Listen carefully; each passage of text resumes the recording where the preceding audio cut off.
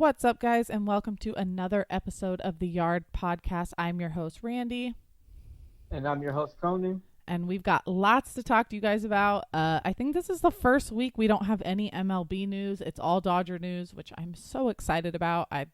We're here to talk about Dodger baseball. Really quickly, we just want to say thank you to everybody who's left a review, rated the podcast, good or bad. We appreciate all of it.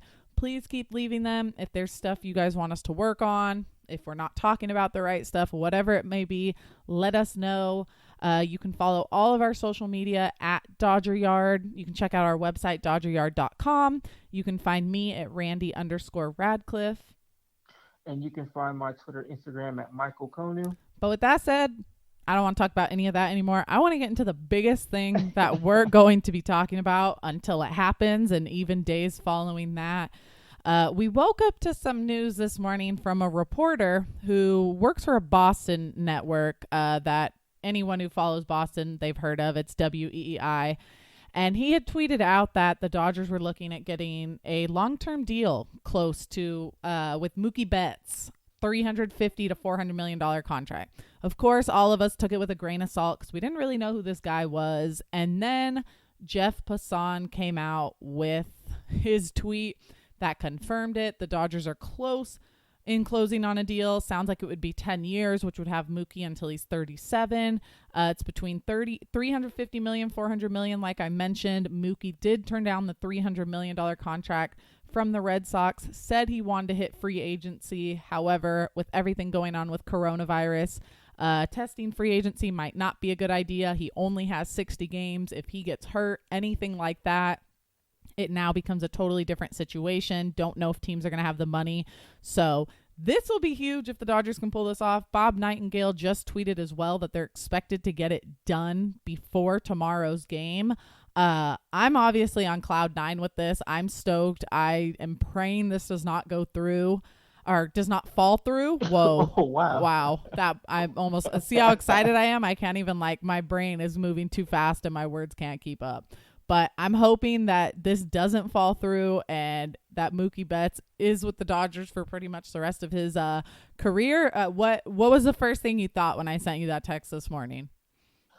So the original text from the Boston reporter, I was like, oh, okay. I mean, you're verified, but I don't know who you are. So I'm kind of just taking this as it is. It is what it. I'll wait for someone I trust, whether it be Passan or Rosenthal or a Dodgers beat writer to report it, and then I'll start, you know, feeling how I start getting excited about it.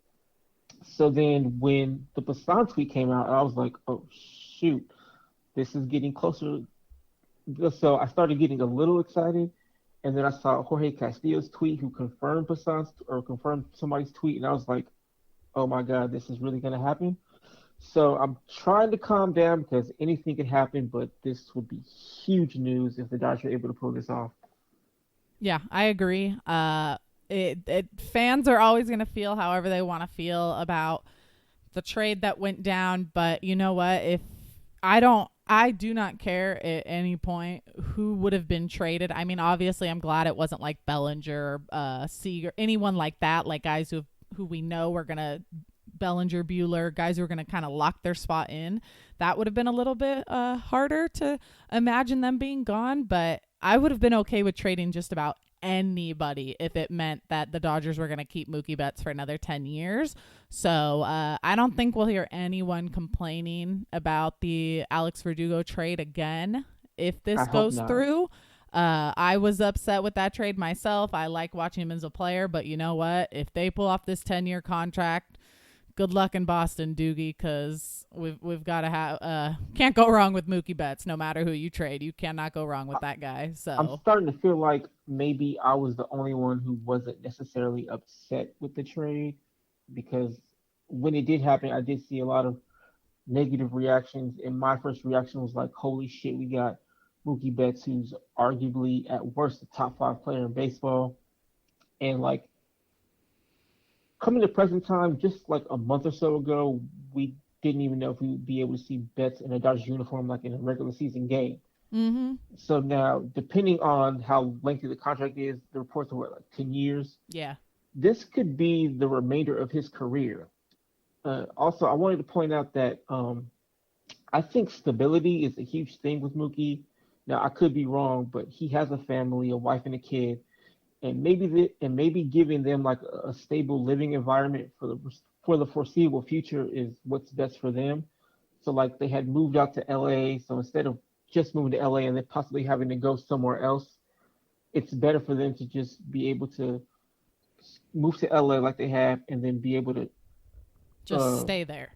live here for the foreseeable future and give them a stable home where his kids can grow up.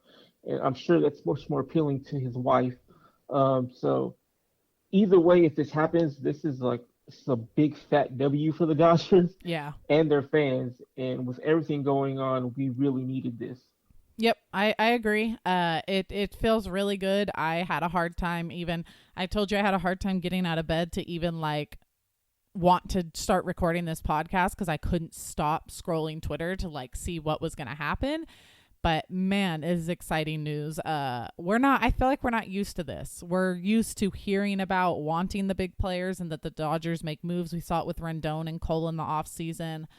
Uh, and now it might actually be happening. And after everything that we kept hearing with Red Sox fans, which of course was very irritating, that they traded away Verdugo, Downs, and they're only gonna get 60 games of Mookie, and now Mookie's gonna come back to Boston, and like all these Red Sox fans laughing in our face. And I'm just like, I'm living off of this right now because they are absolutely destroyed. The fact that Mookie hasn't even played a regular season game and might be committing the rest of his career to LA. And you know what is going to be an even bigger dagger in their heart, which I don't even know if they've realized yet. When Mookie Betts becomes a Hall of Famer, guess whose hat he's wearing into the Hall of Fame? It's not going to be the Red Sox that he played with for 5 years. So that one will be fun too. But we came out of this, and I've always said if we win a World Series with Mookie Betts or he signs 10 years, then we won that trade. And right about now, it's looking like Andrew Friedman continues to be a genius, figuring things out. It looks like the ownership says open up the bank for him. And I could not be any more excited about the idea of Mookie Betts spending probably the rest of his career in Los Angeles. Yeah. And like the timing of all this, it makes sense why he wasn't in the lineup yesterday. He had more important things to take care of. Well, and you don't want something happen and him getting hurt, anything like that. Right. Like, because then the Dodgers like, yeah, sorry, we're not doing this, and then Mookie loses it. So it makes a lot of sense. But it's pretty crazy. It's trending on Twitter. Everybody's talking about it. Jared Carabas from Barstool is just absolutely getting destroyed, which he deserves because he was an asshole to Dodger fans this entire time since Mookie's been traded. So I'm enjoying it. I feel like as Dodger fans, we don't come out with many wins that we get to use and laugh at other fans. And this one feels good because it's like a win for us to talk shit, but it's also a win for us like, oh, my God, Mookie Betts type thing. So right. Yeah, I hope it happens before tomorrow. I would love to start the season without the stress, get all of it off, and just know this is our team. And then at that point, I feel like the only guy you really have to start thinking about is maybe Justin Turner returning next year. But if they can pull off Mookie Betts right now, there's really not much we're going to have to see them do in this upcoming offseason. I think it's trending in that direction that it'll be done hopefully by tomorrow. Yeah, it's moving very fast. I definitely wasn't expecting that when I saw it this morning. I'm like, oh, okay. Maybe we'll see this in like a week or so, but everything seems to be progressing really fast. There was not one mention of this until like 2-3 hours ago on Twitter, and now all of a sudden, like it seems like they're almost done. Up, yeah. So it's a big thing. And if it does happen and he's here long term, then I can safely go get a Mookie Betts jersey or shirt and just be happy with that. That's what he's going to be here a while. I was thinking the same thing. I'm like, I mean, I was like, I want a jersey. It's Mookie Betts. Like I've been rocking that my shirt from that one artist that he did with the Mookie Betts, and I'm like, man, I want a jersey, but like I need you to stay because 10 years I can invest on a jersey if you're going to be here for that long. Absolutely. But with that said, I think we got our excitement out and we filled everybody in on the Mookie Betts stuff, which I feel like was the most important stuff. But now let's get into the actual baseball season. We got the rotation for opening day. As we all know, Kershaw is opening up against San Francisco tomorrow. We are going to have regular season baseball. Everything is going to count. Tomorrow is opening day. We have finally made it. We've waited over 4 months for this day to come, and I cannot wait, and I'm glad Kershaw is going to be on the mound against the Giants. Friday, we'll see Stripling on the mound against the Giants. Wood will face them on Saturday, and Urias will face them on Sunday. Dodgers are off on Monday, which means Walker Buehler will be getting game 1 of the 2-game series in Houston against the Astros. And there is a very good chance that Dustin May will be piggybacking him that game. So we'll see 3 or 4 innings from Buehler and then probably 3 or 4 from May. And I'm really excited for that. I don't think it could have lined up any better with Kershaw and Buehler throwing in Houston, because those two guys, Buehler wasn't a part of that team. He did play in September of 2017, but he was not actually really a part of that team. However, I don't want to say he's more competitive than Kershaw, because we've seen what Kershaw does, but I don't think there's anyone else on the team that's going to be more competitive than Buehler and Kershaw. So to have both of them on the mound, like, we're going to get their best games possible against Houston, because they're both going to get pissed off. And I'm glad Kershaw's going to have his chance at them in Houston at Minute Maid, where it all happened, where it all went down. And it's going to be so much fun. I cannot wait. Yeah. So the rotation, like you said, it was Stripling, Wood, Urias. So I think I would have. I mean, it's not a big deal, but I would have preferred Urias before Wood. I mean, not that it really matters. I just think Urias has been better than Wood, so I would have flipped the two. But I have no issues with the rotation. Stripling deserves where he's being put. And like you mentioned, Buehler and Kershaw back to back in Houston should be good. Buehler probably goes about 3 innings. May will probably piggyback for 3 before they get into the bullpen. As far as Kershaw, I'm just hoping Kershaw doesn't get too deep into his head and just kind of takes it as any other game, because I feel like there are times where he gets into this mode where he just wants to pump fastballs, and that's when he starts getting in trouble. Like, there'll be times in playoff games where he's 5 innings deep, he's doing well, and then he gets into a bit of trouble, and then he relies on his fastball, and then that's when it all goes to hell. So I'm hoping he just takes it as a regular season start, goes out there and does his thing. Yeah, I'm hoping so too. I have a lot of faith in him for this one. I think we'll see a lot of guys from that year have different seasons that we've seen kind of not be so great. We kind of talked about Jansen. I think that could help him a lot. I hope he gets his chance in Houston. It's going to be a lot of fun. I'm glad we're getting it this year. I'm glad we don't have to potentially wait for a World Series matchup, which was what we were going to have to do before COVID hit. But now we get our shot at them, and it's going to be a lot of fun. And, the Dodger fans have been waiting.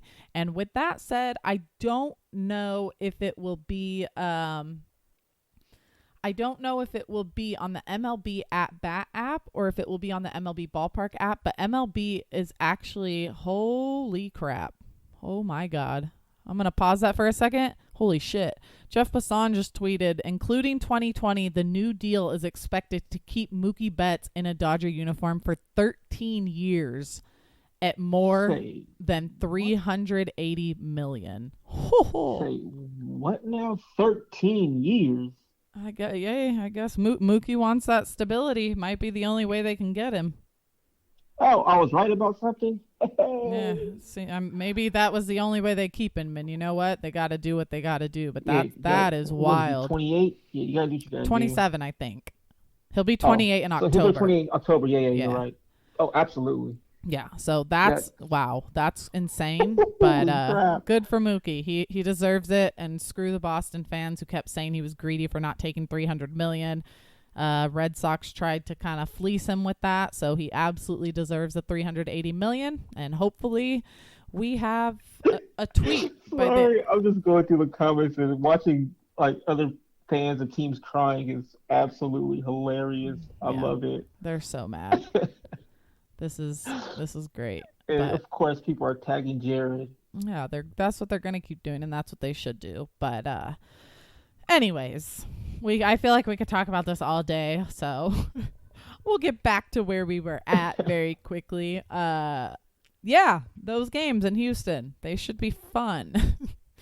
I feel like I just lost all our momentum there. But anyways, Yeah, but I mean, this is kind of, I don't say breaking news, but it's just another thing to add on to what we've gotten this morning. I mean, let's be It's definitely honest. more exciting than what's This actually is going on. what Dodger fans are going to care about. So Yeah, they're not going to care about it.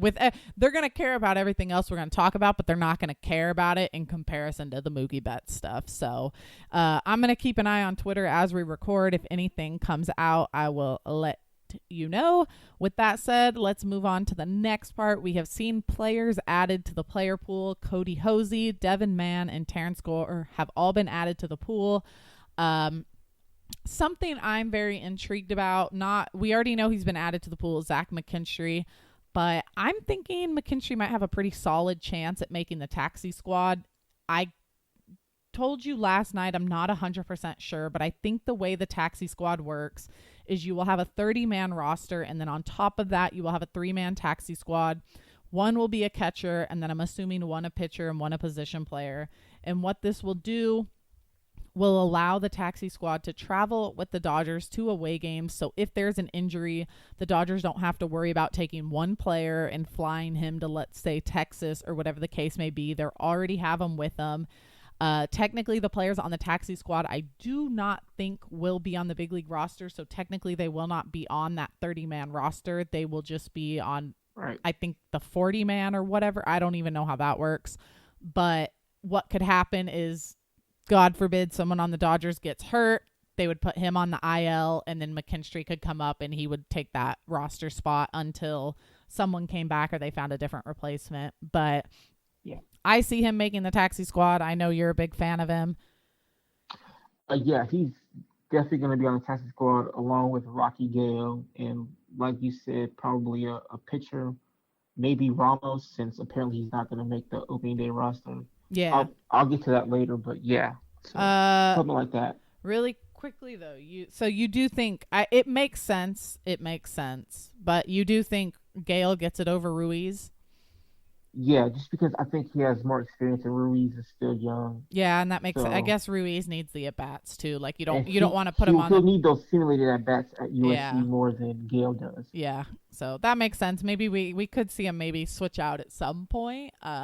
Because I don't think they're expecting much offense from Barnes and Smith this year. Smith will provide the power, but I don't think outside of that he's going to really provide much. At least from what I'm reading, it just sounds like last year was a very, very big season for him, and we should not get our hopes up. I don't know what's going on with the catching situation. I mean, we'll probably dive more into it later, but it's been weird. Yeah, so I don't even know what's going to happen there. I would be excited to see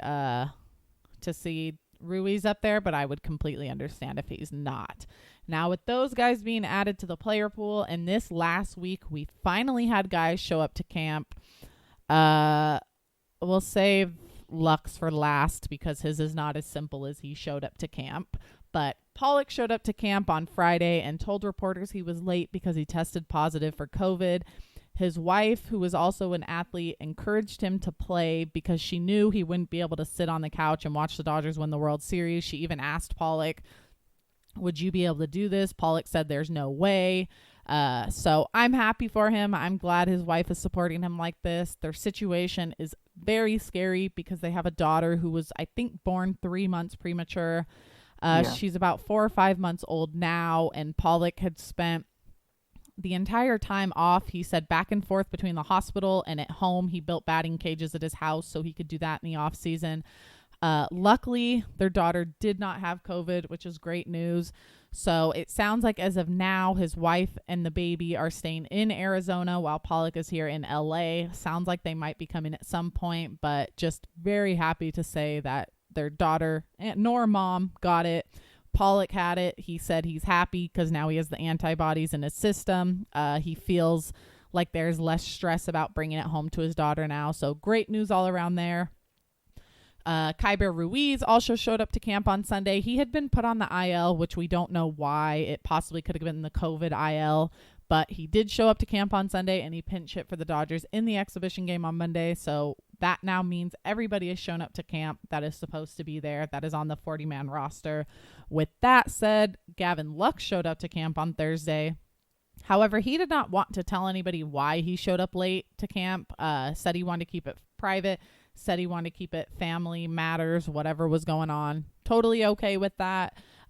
Would have been curious, though, if it was COVID, because he does look like he could have dropped some weight, which we don't know what happened and we never will, and that's fine. But if it is the case that he got COVID, it would make 100 times more sense as to why he's struggling the way he is, especially if his body went through hell for a few days. And Roberts has said that he was, I guess I should go into that first. But Gavin Lux was actually optioned to the minor league camp. I think it was on Monday? No, Tuesday. Yesterday. Yesterday. Yeah, yesterday. He told him after the game on Monday that he got that he was getting an option to camp. And Roberts has said he was optioned because his swings just weren't synced up yet. I know you have thoughts on that, so I'm going to let you get there, but super fast, because there's a lot of talks about service time manipulation. There's something I want to bring up. I get what fans are saying. However, it makes absolutely no sense to me. It is a 60-game season. The Dodgers cannot afford to have any player on the roster who is not at 100%. They cannot rush Gavin Lux either, because it would be bad for his development. When you have guys like Taylor and Kike who can play the position, Taylor who's killing it right now offensively, there's no reason to rush Lux. There's no reason to have him up and risk losing games, whatever could go on, because every game matters. And Andrew Friedman said this about Gavin Lux in spring training when it was brought up that maybe there's a potential for service time manipulation. And this is what he said. He said, "I don't know why we're being asked that. I think all of our demonstrated behavior in the last 5 years is to do anything and everything to win baseball games. So we're going to continue to do whatever we feel like it puts us in the best position to win."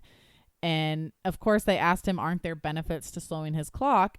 And his answer was, yeah, but any of those things are not primary factors for us as demonstrated with our past. Again, Friedman could just be saying what we think we want him to hear. However, the entire time during spring training, they kept saying Gavin Lux will be our second baseman. There was no, we think he'll be our second baseman, this should work out. They were pretty adamant about, as long as he's comfortable, this is who is going to be our second baseman moving forward. So I don't think it's a service time manipulation. I know you have some thoughts, so I'll let you go ahead and share those. Okay, so there's no if, ands, or buts about it. He struggled. To me, it's timing from what I saw, but Roberts has said his swing mechanics were all over the place. So getting him consistent at bats at the alternate site during those simulated games makes a lot of sense to figure out his swing. Um, Also, there may be the case of the yips have came back, but Roberts said that he had a talk with Lux the afternoon before the game, so maybe their conversation threw him off. And I think I even texted you this. He's lost confidence. You can just see it in his face. So and the mental part of baseball is actually more important than the talent. So if he's not all right there mentally, like if his confidence is gone and he's going through it, like you mentioned, he was late. We don't know why. Maybe it's COVID. Maybe it's a family issue. I feel like if it was COVID, he would kind of come out with it because everybody else has. So I'm thinking maybe it was just like an internal family issue and it's just kind of messing with his head. Whatever the case may be, I really do hope he takes this time to get right mentally and to get back to where he was and what he was doing that shot him through the system. Like, I know a lot of people are down on him. He's still 22 years old. There was a reason why he's rated as one of the top prospects. People can't just ignore that. Yes, not everybody pans out. but they do the things they do for a reason. Gavin Lux is good. Now, whatever's going on, again, I think it has to do with mental more than talent because the talent is there. So I hope he really just takes the time. I'm sure he'll focus on his swing, but I'm more concerned about how he is mentally. I hope he gets that confidence back. Because if he gets that confidence back and he gets his swagger back, we are going to see a whole different player. Um, so that's pretty much my thoughts on it. And I just want to do a quick little, as far as the second base battle goes. Um, the starter should be Chris Taylor, and I don't want to hear another answer. I'm going to be completely honest here. He's got a better track record as a starter than Kike does. He's put up much better at bats. Kike's better defensively, but Chris Taylor's also really good defensively, so it's not like that big of a gap. Whereas the gap in offense, I think, is slightly bigger in Taylor's favor. Just the last few years, he's just been a more valuable and better player. So last year with the Dodgers was Taylor's worst year, and it was still better than Kike's offensively. So for me, the answer is pretty easy. It's obvious. It's Chris Taylor. That's it. I think you're right. I see Kike in there, but I see him in there maybe to give Taylor a day off or to use Taylor elsewhere, like in the outfield for a game. But I could see Kike. Kike has also proven to be a big off the bench kind of late rally guy that you might need. It's different because we don't have pitchers hitting this year, so you're not really going to see as much pinch hitting. But I agree. I think we'll see Kike, if anything, might take a game or two from Seager so Seager can rest. But I expect and hope to see Taylor out there. My only argument for Kike, like you mentioned, it's not a huge deal, but I would take him defensively over Taylor. But I think it's pretty fair to say that the bat outweighs what's being done defensively. Right, because Taylor's still good defense. I mean, Kike I think is better defensively, like I said, but Taylor's I don't say he's right there, but he's not far behind. He's really good defensively as well. Yeah.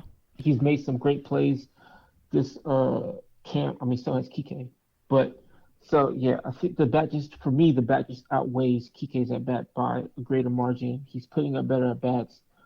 I'll get into what I've seen from both of them a little later on, but that's just for me. I think Taylor deserves to be the starting second baseman.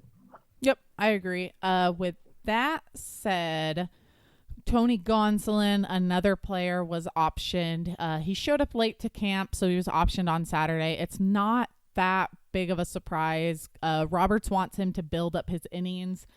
I would imagine he's the very first pitcher that we will see up. Could even be before Ramos. Who knows? But I can't imagine we go more than 7 to 10 games without hearing about Gonsolin making his way back. So not worried about that. Speaking of... Oh, sorry. I was going to say something about Gonsolin. No, go ahead. But yeah, so you're right. I think they do want to build him up. But it feels like they like him better in that bullpen role than as a starter. Even in spring training, they were kind of using him 1 or 2 innings while the rest of the starters were starting to go 3 or 4. I can see them using Gonsolin in that Ross Stripling role, where like Stripling's kind of like the Kike and Taylor Could of the start. bullpen, kind He of does a could whole bunch of probably things spend most of the time. besides one thing. So I can see them making Gonsolin like a spot starter, a long relief pitcher, and then of course the regular bullpen role. So building him up makes the most sense. And like you said, I expect we'll see him soon, like probably as soon as he's ready to go. There's no reason not to. To me, he was the best pitcher in spring training. So before the shutdown. So yeah, Gonsolin is going to be up very soon. And then speaking of pitchers, we of course have pitchers updates on a few of the guys. First, well, we signed Jake McGee yesterday. He actually threw in last night's game. Didn't look too good, but the Dodgers expect to work with him and think that there's some things they can work out. Plus, I read that he actually, when he got signed, he found out and he was in Denver and actually had to drive to LA. So I'm not going to hold last night's appearance against him, but did you have anything on him really quickly? Yeah, so McGee is a 10-year veteran, but he's been a model of inconsistency, which is not great. He's had his really good slash dominant years in Tampa, but it's like the following year was like a bad year. So, like for example, in 2012, he was really, really good. The next year, not good at all. And in 2014, really good again. 2015 was not good. He signed with the Rockies in 2016, and that season wasn't good. 2017 was better, but it was far from what we saw in Tampa Bay. But then again, he was pitching in course field majority of the time, so that could just be like what was causing his issues. But he's been really inconsistent. But this seems kind of like Andrew Freeman's specialty. Get someone with some upside who may be inconsistent or hurt, and see if you can try to like fix them. So like last night was a perfect example of his inconsistency. He would paint corners with pitches. They were beautiful, and I think you even had pointed out to me in a text message saying that pitch was really good, and like he has the talent to do that, and then he misses with his slider, and then the fastball is just flat over the plate and gets hit for home runs. So it was a mixed debut, but there is something there because we've seen the little flashes. Even though it was just last night, there are flashes of good signs that he could, get somewhere. So it's just hoping that the Dodgers can find that uh, to be another good bullpen piece. Also, like I mentioned, apparently Robert said McGee will be on the opening day roster and AJ Ramos won't, which to me doesn't make sense. Ramos has looked good in his appearances, whether it be 3 or 4 times, I think. Um, his command has been a bit spotty, but other than that, he's got a lot of swings and misses on his changeup, and his stuff looks really good. He's looked he looked much better than McGee did, so I'm not 100% understanding that one. Do you have thoughts on that? Nope, I don't. I think it's just the Dodgers doing what the Dodgers do, that they pick someone up, sign them for cheap, and hope that they can make something work. I don't know if we know how, because he's lefty, right? I know I just watched him last night, but he's a left. Is he a left-hander? Who, Ramos? No, McGee. No, McGee's left-handed. Yeah, Yeah, so I'm wondering. It makes me wonder, like, if they don't know what's going to happen with Alexander or what's going to go that's on yeah, with lefty yeah. bullpen. That's my only thought. I do expect Ramos to be up pretty quick. He's looked pretty good for the most part. Worked out of that trouble last night. So, with that said, I'm going to jump into giving updates on the pitchers, but I'm going to give updates on what's going on, and then I'm going to have you kind of explain what you've seen. I'm not really going to talk about their games. I'm just going to talk about on updates that we've heard from Roberts, and then you can follow up with any game stuff that you've been seeing. So, with Walker Buehler, unfortunately, we won't have anything here for you guys because we have yet to see him throw in a game, but he's at camp. He says he's an inning behind the rest of the starters and that he didn't do much baseball activity between spring training and summer camp because he was unsure on whether or not there would be a season. Personally, I'm still annoyed by that. It's your job to be ready. All the other guys were. I just don't understand why he was not getting ready just in case. But you know what? It is what it is. Can't do anything about it now. He will face Dodger hitters on Wednesday, and he will make that start on the road against the Astros on Tuesday. So I doubt we'll see anything that he does today. So we'll have to get our first kind of thing on him next week. As for Stripling, I know you've seen a little bit. Don't know if you've seen anything since his last outing because he threw in a simulated game on Saturday, but we did not see that. And he's pitched up to line Friday. Have you seen anything since last week or no? I haven't seen him pitch in a game Okay. since last week, but Yeah. if he's pitching a simulated game, I think that's good at least. But from what we saw, he's been, I mean, even back in spring training, so yeah, Stripling's been really good. Okay. Yeah, I figured. So no really update on him. Urias pitched against the Diamondbacks on Tuesday night. He did awesome. Really quickly before I let you get into him, his line for the night was 5 innings pitched, 4 hits, 1 earned run, 1 walk, and 3 strikeouts. What did you see from him on Tuesday night that you liked or didn't like? I thought he looked pretty good. There was a little bit of command issues, but for the most part, I thought he got through the innings pretty well. He did make one mistake and he gave up a run, but other than that, he looked really good. I believe he was working on his curveball. His curveball looked really good. I don't remember what his fastball was clocked at, but if I know during out in the bullpen last year it was 97. Of course, you don't have to throw it as long so you can go harder. If he can stay around 95 throughout the game, I think he should be good to go. I think he's locating his fastball pretty well. His slider might need some work. The changeups look really good. So I've been really happy with what I've seen from Urias so far. Yeah, he's looked pretty good out there from what I've seen. So I think he'll have a really big spot in that rotation this year. And hopefully he can finally live up to the hype that he has understandably and rightfully deserved. He just, with his injuries and the depth of this team, he hasn't had much time to show that off. With Alex Wood, he pitched in a simulated game on Monday. Don't think we've seen anything from when did we haven't seen anything from him since last week either. No. Okay. Same thing with him. Same thing with May. Haven't really, well, we did see a little bit, but not much. He's throwing today, Wednesday, in a voluntary workout. And like I mentioned earlier, good chance he will piggyback Bueller to start the season. Same thing, Pedro Baez. None of these guys we've actually seen in games, so Joe Kelly. I'm just gonna go through them really quickly because we haven't seen any of them in games.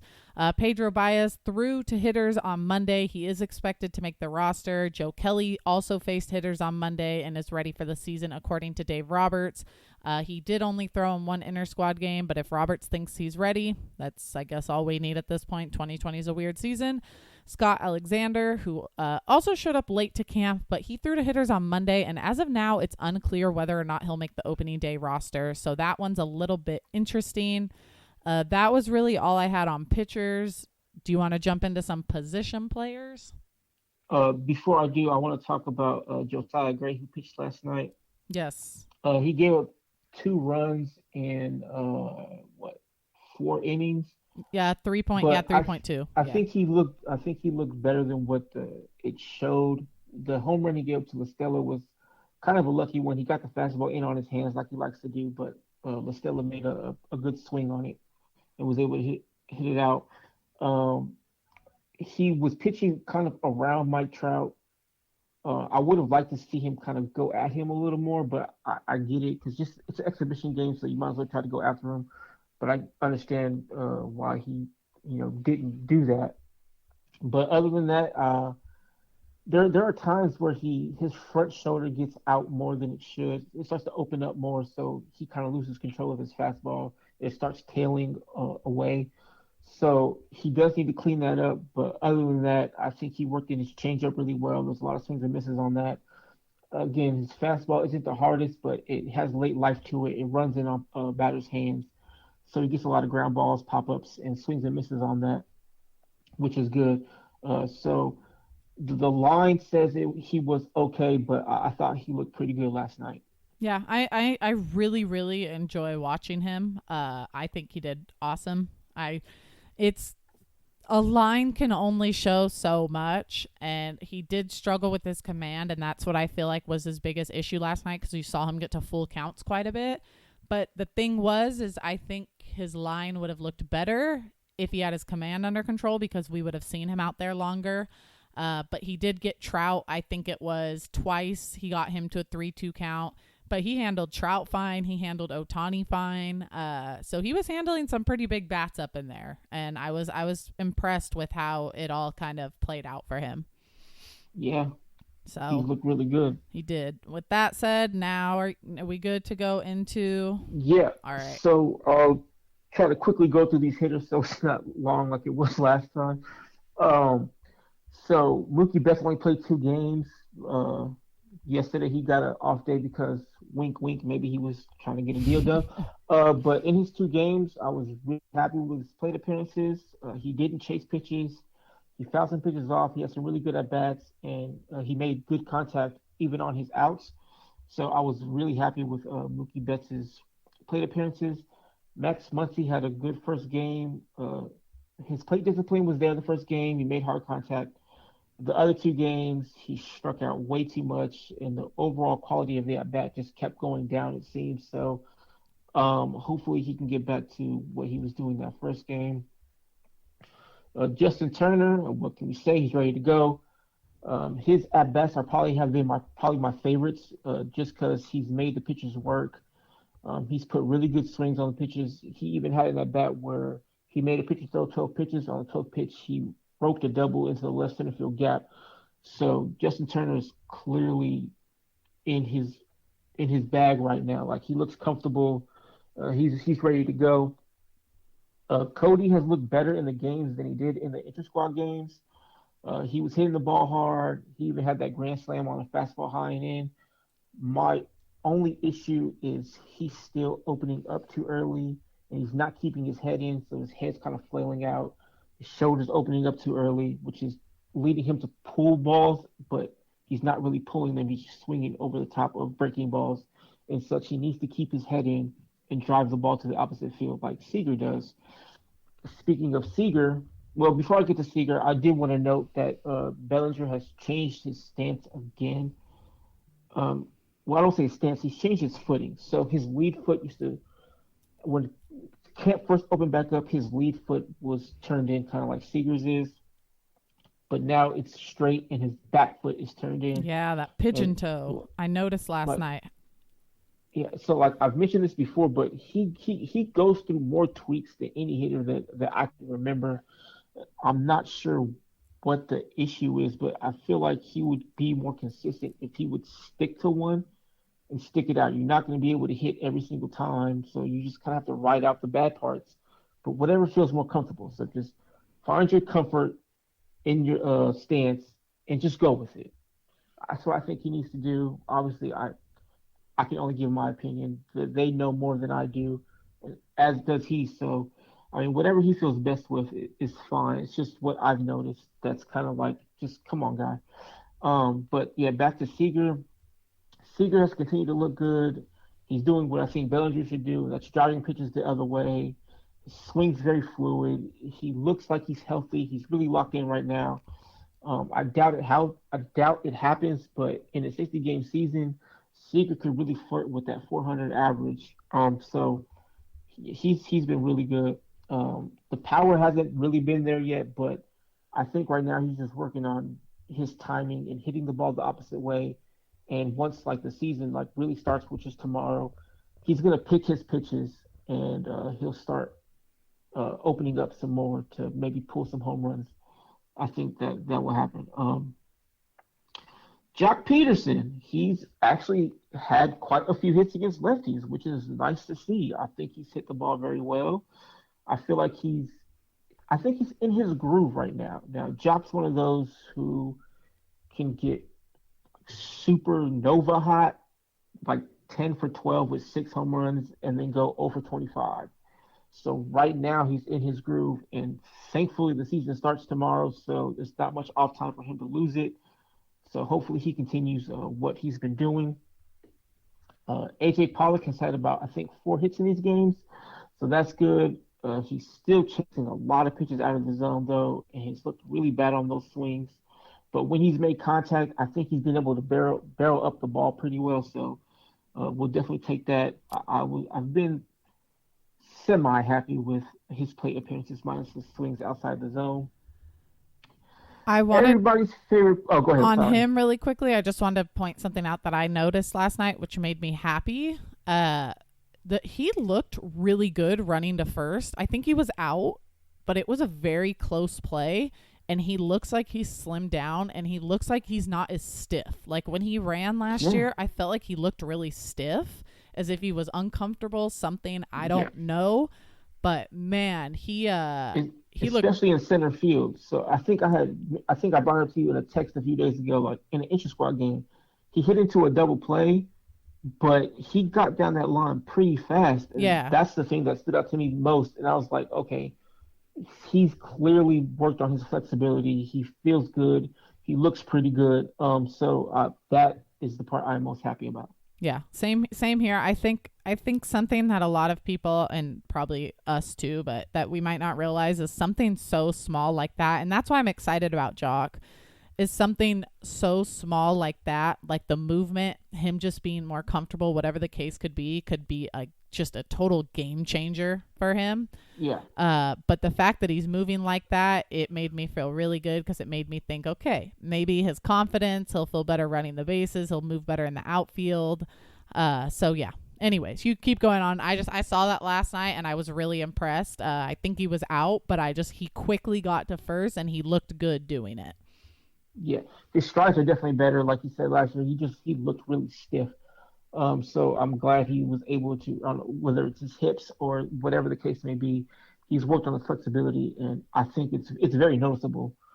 So anyway, to everybody's favorite player, Kike Hernandez, he's played fantastic defense. That's nothing new. He always does. He made a crazy bare hand play last night, and it just proves again why he's one of the probably the best defender the Dodgers have, if we're being honest. Um, as far as offense goes, he struck out 5 or 6 times. He hasn't looked all that great at the plate to me. However, he did have 2 hits yesterday, which is good. I'll definitely take that. He looked a lot better in those bats. Wasn't chasing as much, but still chased quite a few bad pitches and ended up striking out. Chris Taylor, as I mentioned, should probably be the starting second baseman. He's just looked better at the plate. He seems like he's locked in right now. I wouldn't say he's 2017 Chris Taylor, but he seems like he's kind of on his way there. Um, he's hit like 2 home runs. He's barreled the ball really well. He hasn't chased as many pitches as he normally would. So I think Chris Taylor has looked really good so far this camp. As far as the catcher goes, I don't know what's going on. It kind of seems like they're setting up Barnes to be the starter and Smith taking up the backup duties. That's kind of like what it seems like to me. Barnes' at bats have been fine. He hasn't had any hits in the exhibition game, but his approach has been good nonetheless. Smith has only had 2 at bats, so I don't know what's going on. I don't know. It doesn't seem like he's injured, but yeah, he just wasn't given any time. He had 2 at bats that one game, and then Gale came in, and then Ruiz came in and hit a single. So I don't know what's going on with the catcher position. I think I mentioned to you yesterday. It kind of feels like they're giving the veterans one last hoorah together before whatever happens in the offseason happens. So yeah, so Smith being a younger guy, I feel maybe they'll need to rush him, but I feel like he's clearly better than Barnes. But again, I don't know. Yeah, that one has seemed a little odd with catching. I don't know what's going on there at all. Like if sorry to cut you off, but like if Smith had looked as bad as Lux did, then I would understand. But he's actually looked fine. Sure, he's swung and missed, chasing pitches, struck out, whatever the case may be. But he's shown the power. I think he's had decent at bats. I think the approach has been fine. His swing looks fine. So I know Barnes is very defensively, but I don't think Smith is that bad defensively where he needs to be sitting down. So I mean, I'm not 100% sure. But yeah, sorry to cut you off. Nope, that was all. I don't really know what's going on. I feel like they might just be trying to figure it out as they go, but uh the way our lineup is, it's not a position I'm concerned about. I've always been a very big I want my guy to hit. I want my catcher to hit, but at the end of the day, I want him to just take care of our pitching squad, our pitching rotation. I am reading stuff about inner squad, but I Yeah, want him to take care of our pitching rotation. That to yeah. me is the biggest thing. I would really like for him to hit too, but I'm wondering if maybe they're so confident about the lineup this year that they just think Barnes is the better option for the pitchers, and that's what they want to go for. Roberts has made it very clear that he's not going to be his normal self, which I think fans are going to love or hate. We've heard a lot of fans get on him for not pulling the string on guys sooner or quicker in years past. So it sounds like he's going to go that route this year, and guys So will. you think if Barnes struggles, that Smith gets in really quickly? Yeah, I just Okay. I see him pulling guys quickly. He said it last night, I believe it was, that if guys are struggling in at bats, they're not going to be in there as long. If pitchers are struggling, they're losing their spot in the rotation or bullpen. Like there just isn't time to let guys sit around and Yeah. figure it out. So that's my guess. I don't know. I'm interested to see the starting lineup tomorrow. But with it being Kershaw, I kind of have a feeling we're going to see Barnes out there. Yeah, I think Kershaw's better with Barnes. Yeah. So I Oh, also, I wanted to just really quickly before we start to move on to another thing. It looks like AJ Pollock might be the DH. He's been getting those at bats. Um, so I don't know what that means for Rios and Beatty. They kind of, I guess, just be pinch hitters for the moment. But it seems like Pollock is going to be their DH for the time being. Yeah, my guess is Pollock might not. Maybe he will DH against righties. Maybe not. I don't know. I think it's going to be so different, and it's so hard with this team to like make any actual assumptions because they just have so many tools. It's hard to be like, oh, well, they're going to do this because we have no Yeah, idea. Besides Mookie Betts, Corey Seager, Justin Turner, Muncy, and Bellinger. Bellinger, we don't know who the hell is going to be where. Come, Yeah, I think what they're going to do with Pollock, I could be wrong. I think they're going to give him a shot. He's definitely going to DH against lefties, yeah, or he might play left field against lefties. But I think they're going to give him a shot to DH against righties. And if he starts to struggle, then they'll put Beatty or Rios in. yeah. I'm expecting the same thing. I think they'll give Okay. him that chance, and he'll quickly lose his spot too. There's no reason for him to be in there Yeah, if he doesn't have it together. So we'll see. Was that it for position players? that's all I had. Yeah. All right. So with that said, we are pretty much done, but we do have some predictions to go over for the 2020 Woo. season. So we are keeping these about the Dodgers. We are not doing Cy Young. We are not doing MVP, but instead we will do Dodgers MVP, Dodgers ERA leader, good stuff like that. So we're going to go side by side. I'm going to give you my team win-loss record, then you're going to give me yours, then we're going to go to MVP, and we'll just do side by side as we go down instead of all of us doing it at once because I have a feeling some of ours might look the same. Oh, okay, go ahead. So for the team win-loss record, I'm giving this team 39 wins with 21 losses. I went above. I don't know why. I just was feeling Wow. I was feeling What was the I was feeling good total yesterday. predictions? 36, I think, or 36 and a Okay. half. No team was predicted to win 39 games. So, Okay. yeah. I know it's a little high, but I don't know. I felt good yesterday when I came up with it. I mean, after watching them these three games, I can't deny they've looked really good. So I mean, they will be playing these teams most often. So I get where you're coming from. That's just a lot. No, it is. I'm not expecting to be right. It felt right, and I said, Yeah. screw it, we're going with it. And if I'm wrong, it's cool. I don't care as long as they win. So, what was yours? Oh, I had the team winning 34. So you said Pagoda was 36? I think that's what it was. Yeah, Yeah, 36. so I had them winning 34. I can see them getting to 39 and 40, It's gonna take barring a lot. injuries, of course, Yeah. because they have looked really good. But I'm gonna go slightly under with 34. That's fair. It'll take a lot to get to 39, but they won 106 last year, and they're better this year. So I put nothing past them. As for the Dodgers MVP this season, I went with Mookie Betts. I feel like that was a very easy answer, but that's who I went with. Really? It's easy? Yeah, Man, pretty easy there. But it's hard because it could be split around so many people. So yeah. but that's who I went for. I just think he's going to have a huge impact, especially if he signs that contract. That dude's going to come out ready to play for his new team. So yeah, this one was tough. I can't really decide. It's between Betts, Seager, Turner, or Bellinger, and you can probably throw in Kershaw as well. Uh, I'm gonna go Corey Seager. Corey Seager will be the Dodgers MVP. All right. That's a good Uh, one. That's a good one. I just think when he's healthy, he's their best hitter. I mean, well, now they have Betts, so I don't know. But before Betts got here, when he was healthy, he was clearly the best hitter. And he's a pretty good defender as well. So, yeah, I'll go Corey Seager. All right. That one's fair. As for the home run leader this year for the Dodgers, I went with Bellinger. I'm gonna go Muncy. All right. For the RBI leader, this one I had a little tougher with because I don't know how the lineup is going to look. But I had Seager or Turner in there.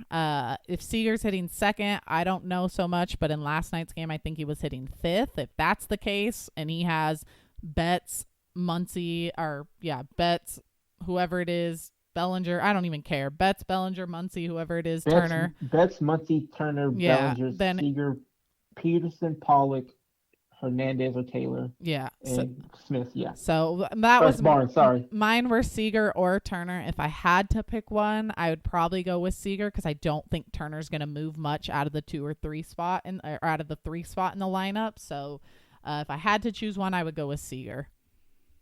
I chose Bellinger since he'll be staple to that fourth position. You get, I mean, my preferred lineup is Betts Seager, but Betts Muncy's fine. Betts gets on base, Muncy gets on base, Bellinger drives them both in. Yeah, I thought Bellinger too. I just was a little bit worried on the home runs. I didn't know how if that would hurt him if he'd be swinging too much for the fences. But with this team, I really feel like any answer could it could be any of the guys. As for the hits leader this year, that one I did go with Corey Seager because that dude is just even when he's getting out, every pitch or every hit, it's hard. Even his outs are hard hit outs. Just real fast, John Heyman just tweeted that the Betts Dodgers agreement is for 12 years for 350 million. Just Holy shit. finalizing. Holy shit. Let's go. Oh my God. But it's I know Heyman, it's so I John don't know. Heyman. I know. But still, I'm just, holy crap. All right. Okay. Shit, that's insane. Okay. I'm reading it now. Sorry, where All were right. we hit? Yeah, the hits leader. I went with Seager. So what was your option?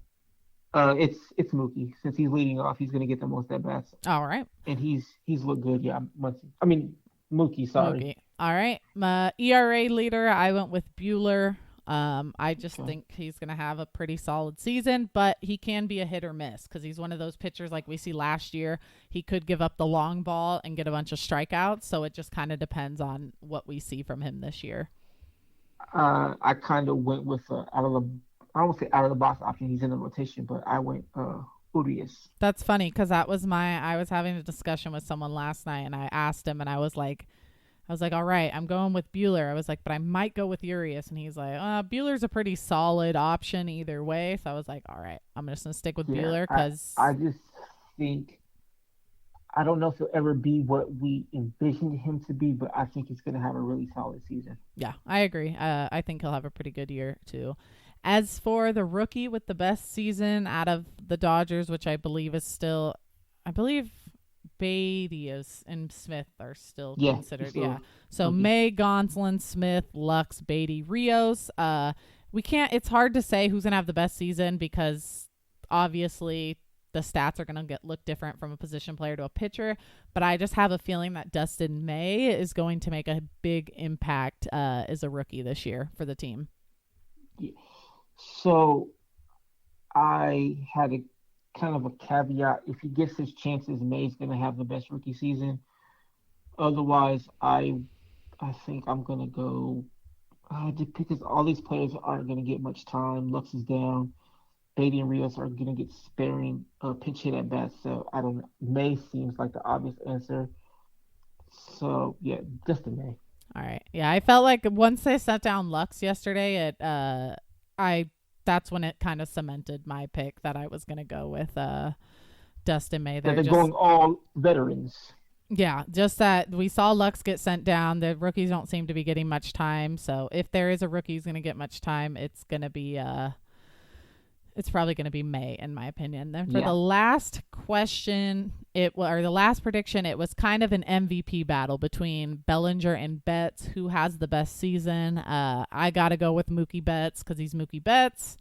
But you never know. Bellinger could come out with a stronger season. Either way, I just think it's a fun race to watch for both of us, or for all of us as fans to watch both of them. Yeah, my answer is the same. I went with Mookie Betts. I think when they're both on, he's the better player. He leads to more consistent at bats than Bellinger does. Bellinger can have some highs and lows. Mookie will have his highs and lows, but his lows won't be as low as Bellinger's because he has a more consistent approach to the plate. Won't chase as much as Bellinger does. Kind of stays in the zone. So, yeah, Mookie Betts. Cool. Well, with that said, the very last thing we're going to talk about as we hit the 1 hour mark, just want to give a congratulations to the Sportsnet team, which consists of pretty much Alana Rizzo, Jerry Hairston Jr., Ned Coletti, John Hartung, Nomar Garciaparra, and then, of course, everyone who helps produce the show. They won the LA Emmy for Sports Series live broadcast for their Access Sports Net Dodgers program. So just wanted to give a huge shout out to them. Congratulations, guys. I love Sportsnet LA. Puts out so much great content for fans. Just wish more people could see it. But with that said, do us a favor. Please rate the podcast, review it. Let us know what you guys think. You could give us a follow on all of our social media platforms at Dodger Yard. You can find me at Randy_Radcliffe. Oh, sorry, I was reading. You can find my Instagram and Twitter at Michael Conan. And we are obviously distracted with all of this Betts news going I on. wanted to say something. I just saw a tweet that said Andrew Freeman got Mookie Betts for 10 plus years pending the ink drawing. David Price, Brusdar Graterol, Clayton Beater, and Luke Raley for Alex Verdugo, Jeter Downs, Kitama Ader, and Connor Wong. Yeah. How was this allowed? This would not fly in MLB The Show. Yeah, it's pretty wild when you think about it. So yeah, I don't know. I love Friedman. That dude's a genius. He finesses everybody. And they must have had a lot of confidence that he was going to re-sign for them to go all out and give up so many controllable years. But you know what? I can't doubt that man. He keeps getting it done. But with that said, we hope you guys enjoy the rest of your day, night. We have Dodger baseball on TV tomorrow. Hopefully we have some news. And next week we are telling you about a massive contract that Mookie Betts has signed. And we will also be, of course, recording our podcast for the games. We're going to finally get to talk about some regular season games. No more talking about inter-squad exhibition games. The next time we record will be Wednesday. Well, it's supposed to be after the Astros. Yeah, it's supposed to be game? Wednesday, but I'm thinking maybe we will hold off Thursday? until Thursday so we could talk about both Astro games. I don't usually I want to be consistent with the schedule. I'd like for them to come out every Wednesday, but that's going to be a huge series that people are interested about. So I think we might have to hold off for that one, but we'll decide as we get closer. Right. So, all right, guys, with that said, we will catch you guys next week. And go Dodgers, and let's go out there and win that game tomorrow. Bye, guys. See you later, guys.